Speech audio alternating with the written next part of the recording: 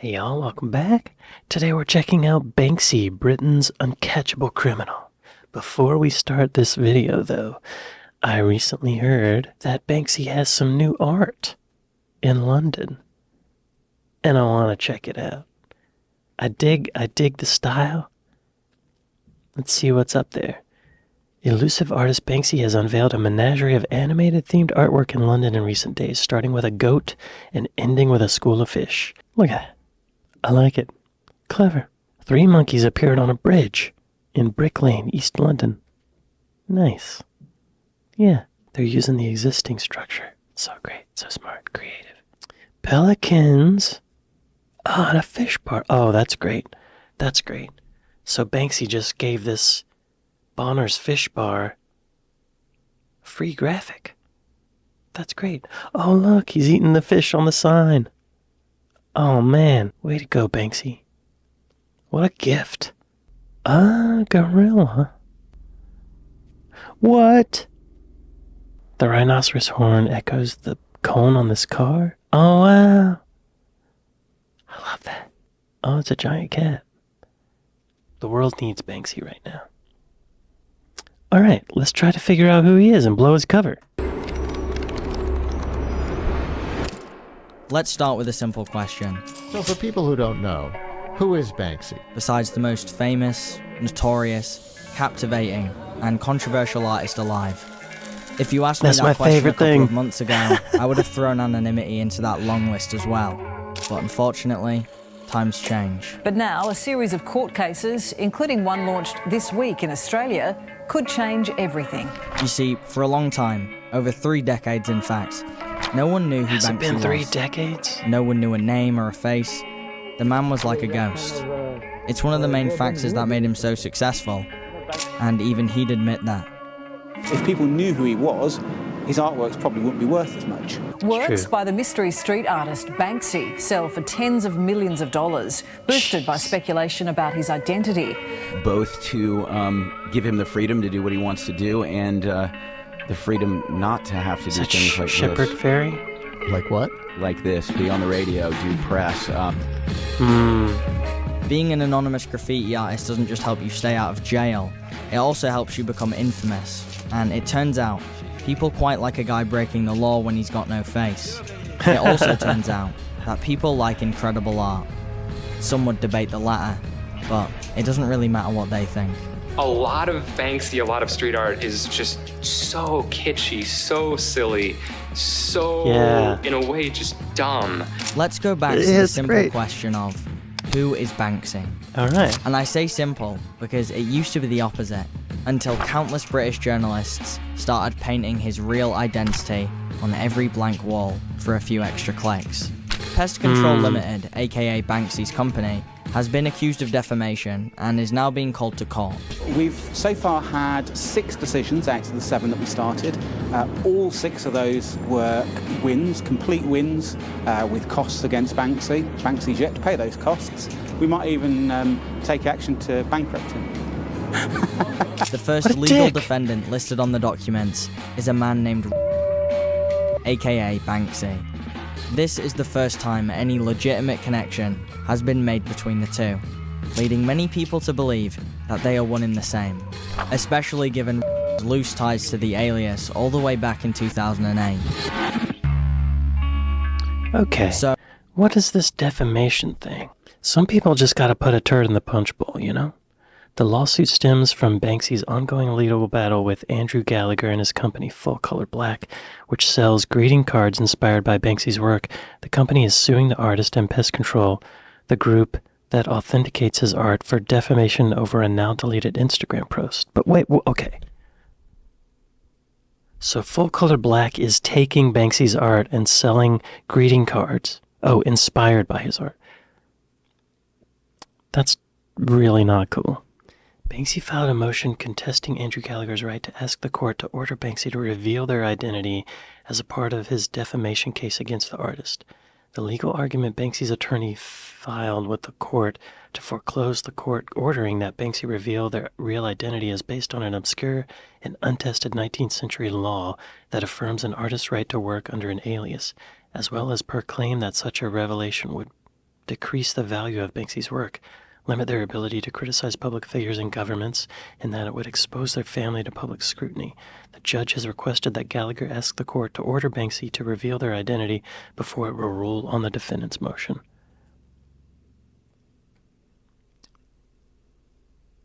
What a dick. So, who is Banksy? The most famous artist alive that has remained anonymous for so many years. Who is this man? Well, I don't think I want to know now. But if that's where this video ended, I wouldn't be making it. I don't want to add to the uncovering of him. Today's video is kindly sponsored by Private Internet Access. Alright. The world's most connection and with your private VPN to sponsor today's video. Usually, criminals who are most notorious are the easiest to catch. Escobar. Usually. Bill Gates. The graffiti artist known as Banksy is setting his sights on New York. He plans to spend the rest of the month making the city his canvas. October Awesome. 1st, 2013, midnight. Away from home, Banksy planned to terrorize the streets of the Big Apple for an entire month, Please. creating a new piece of art every 24 hours. I didn't know he did this. Illegally, of course. Cool. Night 1. Okay. Fittingly, Banksy starts his escapade by painting two kids grabbing a spray paint can out of a sign that reads, "Graffiti is a crime." Nice. Once this I piece think I've was seen that. I confirmed think to I've be by seen the that, man actually. himself, all hell broke loose. Citizens of New York started going block to block just to find his next piece of work, and the NYPD would begin to run around like headless chickens trying to catch Banksy in the act. To be honest, it's a Just let him do once-in-a-lifetime it. opportunity because the thing is they're here and then they're gone. Night 5. Banksy creates a scenic jungle environment in the back of a dirty abandoned white truck. He dubbed it the Mobile Waterfall. That's different for him, right? Like a sculpture. Night 9. Things took a slightly Diorama. more serious turn. Tucked away on 159 Ludlow Street, a car was repurposed to paint a commentary on the 2007 Iraq conflict, accompanied by WikiLeaks audio of US soldiers killing innocent civilians and 2 journalists in the crossfire of war. Oh, wow. Hey, I need to get the brass to drop ramps. I got a wounded girl. We need to take the rest of mine. Oh, it's their fault for bringing their kids to a battle. That's right. Night 11. Banksy let loose a stuffed animal slaughterhouse delivery truck that toured the meatpacking district for the following 2 weeks. The YouTube video that accompanied the stunt was aptly titled Sirens of the Lambs. Night 13. A stall was set up in Central Park, managed by an old man. The only thing for sale was 100% original signed Banksy canvases for $60 each. Wow. Meaning countless people passed up on $60 art that now sells for hundreds of thousands. What? I love how he or they subvert the art trade. You know? That's so good. Brilliant. Brilliant. This is great.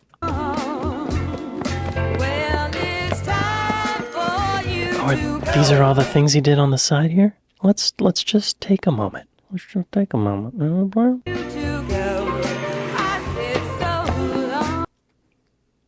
What we do in life echoes in eternity. Oh. Well, that's okay.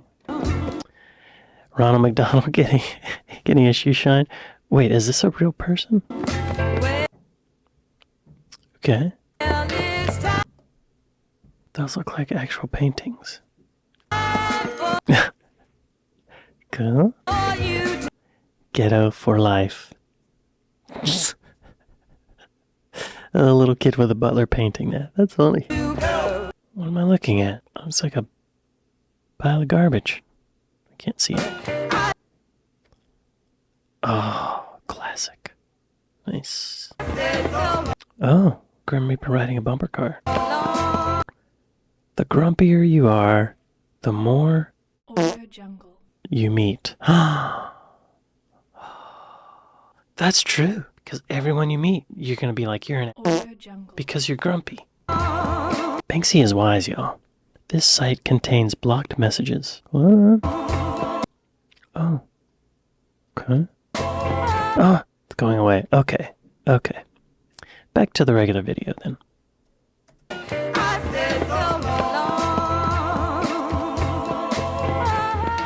Night 31. On the final day, Banksy recreated his bubble tag with real balloons near an exit sign, signifying his departure from New York. A perfect way to end his vacation and a successful NYPD escape. Cool. I like the way his tag looks, it's different. Oh, they're actual balloons.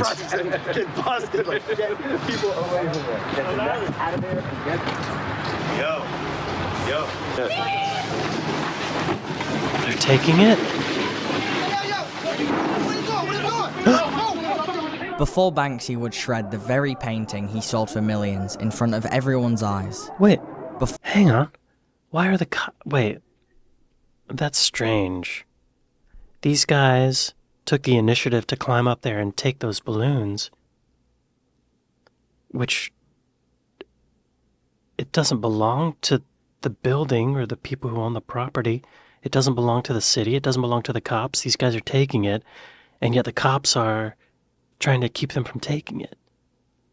Maybe the legal reason is because it's evidence in a crime? Something weird about that. He would shred the very painting he sold for millions in front of everyone's eyes. Yes. Before Banksy would create the iconic bulletproof vest for Stormzy's Glastonbury people are set, fighting. Oh my god. he would start spray painting the dull walls of his hometown Bristol, going by the name Slick. Oh. Those One look night, like... while hiding from police... Interesting. Those are like more... Going by the name Slick. These are like more stereotypical graffiti paintings. Still very good. Yeah, it looks like his art or their art, but more typical. Yeah? I think it says, yeah. Oh, this says, oh no, it says Slick. That's awesome. That's really good. A lot more color than his more modern stuff, huh? Okay. One night, while hiding from police under a garbage truck, he noticed that there were stenciled numbers on the vehicle's bumper. And that's when he had the realization that stencils might be the answer to his biggest problem. Oh, the time between starting and finishing a piece of graffiti was far too long, which in turn created a lot of risk. But stencils would allow to make bigger pieces quicker, faster, and make him virtually uncatchable. Plus, no one else was doing it. It was a practical decision that resulted in a unique aesthetic, Brilliant. which would adopt under his new name, Banksy. Brilliant. I can't read that. I can't read it. What? You can't do that here. Y'all, these go by too fast. The aspect ratio of this video, too, is too wide. I can't, like, zoom in. Yep, I've seen that one. Beautiful. Two cops making out? That's great. That pissed the cops off, right? A Grim Reaper with a smiley face. Brilliant. Bankside. Banksy. A little girl with a gas mask on. But why are so few prepared to learn to draw? Nice. I can't see it. What does it say? I can't see it. That's not graffiti. No, but that's not graffiti. Then remove it. That's, you guys that's gotta an go. art. That's an art. You guys need to go. Wow. So much. Part 3, exit to the kid. Oh, I've seen that. I've seen Banksy that. had started to gain quite a reputation, and in spring of 2006, the artist flew to LA, where he would meet a man named Terry, a man who had dedicated his life to documenting some of the world's biggest street artists. He was like more than any drugs to anybody. He was obsession. And now, Terry was a man who had the opportunity to show Banksy the best spots to hit in LA. I was in downtown Los Angeles one day. My phone rings. Hello? Hello, this is Shepard Ferry. How you doing, Terry? Yeah. Yeah, do you have any wall? Because I have Banksy here and I would like... And I said, what? You have who? I'm like, yeah, there is Banksy here. And I'm like, where are you? I drive you if you need to go anywhere. I'm not doing anything. I'm not doing anything and anytime. Terry made himself indispensable to Banksy. Hell yeah. And in return, Banksy let Terry document his process for the foreseeable future, even in his escapades back in England. That's some trust, man. Like, if you're trying to hide your identity and you're hiring this filmmaker, you're just gonna trust that he keeps your identity secret and blurs out your face? Wow. What I do is in a bit of a legal grey area, but I brought Terry over to London because it seemed like a good idea to start videoing the work. I mean, we had to because, you know... Is it Disney World? Disneyland? I first started to hear about Banksy when I was a little kid. Since half of my family grew up and still lives in Banksy's hometown Bristol, I became aware of his antics fairly quickly. I thought his artwork was great, but I didn't fall in love with what he was doing through his graffiti. I fell in love with what he was doing through his documentary, Exit Through the Gift Shop. It's a good documentary. After numerous months of Terry following Banksy around, it was finally time to convert those countless boxes of tapes into the documentary Terry envisioned all those years ago. 6 months later, Terry presented Banksy with a 1 hour and 30-minute movie he called Life Remote Control. Peace to the whole world.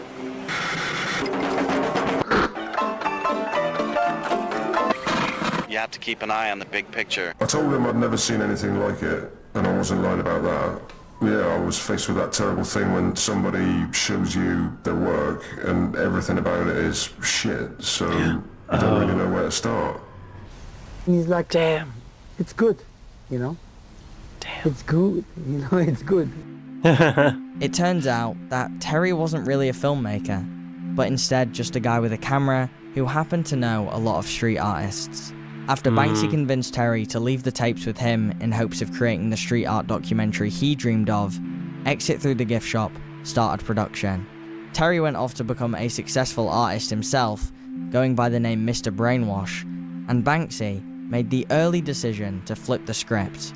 Instead of making himself and his peers the main subjects of the documentary, he opted to make Terry's journey through the underground world of graffiti the main focus. One of the smartest decisions I've ever seen made in a doc. Interesting. Well, the film is the story of what happened when this guy tried to make a documentary about me, but he was actually a lot more interesting than I am. So now the film is kind of about him. I mean, it's not Gone with the Wind, but there's probably a moral in there somewhere. From when I was a kid to today, this has always remained my favourite documentary ever created. I've watched it countless times, and it's really what made me fall in love with how Banksy approaches art. Despite the documentary being about Terry, I ended up finishing the documentary more interested in Banksy than anything else. This is just one example of Banksy's intentions working against him. Most art critics hate him, which is why most normal people like him. Yet despite his criticism of the modern art world, unfortunately, most normal people can't afford a $500,000 spray-painted wall. The more Banksy attempts to criticize the establishment, the more they profit. But what's the alternative? Cut and run. Okay. I know bleeping out Banksy's real name isn't going to deter anyone from finding it out after they click off this video. I don't want to know. Much like a lot of Banksy's work, this video might have the opposite effects than intended. By shredding the painting, I might have unintentionally created more greatest appeal, moment in art despite history. my intentions So being pure. good. So I guess I'll end with the same question we started with. Who is Banksy? Banksy is a guy from Bristol, England, who pulled off some of the most impressive and captivating street art all around the world for decades. From huge political murals to fully functional hotels. There seems to be no limit to what he can execute. In the process of creating spectacles, he became the most famous living artist alive. Or maybe the least famous, depending on how you see things. Okay, yeah. He made the best documentary I've ever seen, and is a genius in every sense of the word. Banksy is not Banksy is Banksy. A man who once said, "Imagine a city where graffiti wasn't illegal. A city where everybody could draw whatever they liked. That would be great. Where every street was awash with a million colours and Unless I was a little business phrases. owner and they were painting my Where business. standing at a bus stop was never boring. A city that felt like a party where everyone was invited, not just the estate agents and barons of big business. Imagine a city like that, and then stop leaning against the wall. It's wet."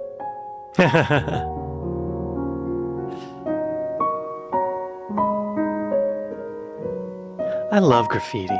I think it's beautiful.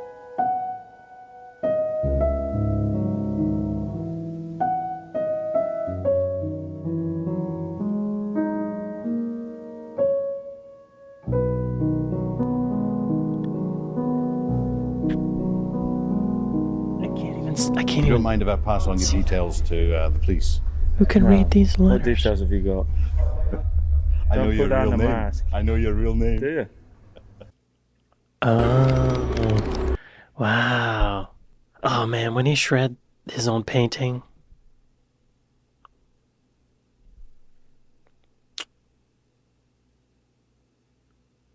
That will go down in history. If Picasso was alive today, he would love that. I was curious to know who he is, but I don't think I want to know. I'm not going to look it up. I don't want to know his name. I don't want to know what he looks like. Hear me, Banksy? I'm stopping the spread of your identity right here. Graffiti is a gift. If I was a business owner and Banksy put a mural on the side of my building, I'd be like, thank you. Can I seal that somehow? Can I put acrylic in front of it? Clear acrylic so no one can damage it? Great video. Thank y'all for watching this with me, and I'll see you tomorrow. Later.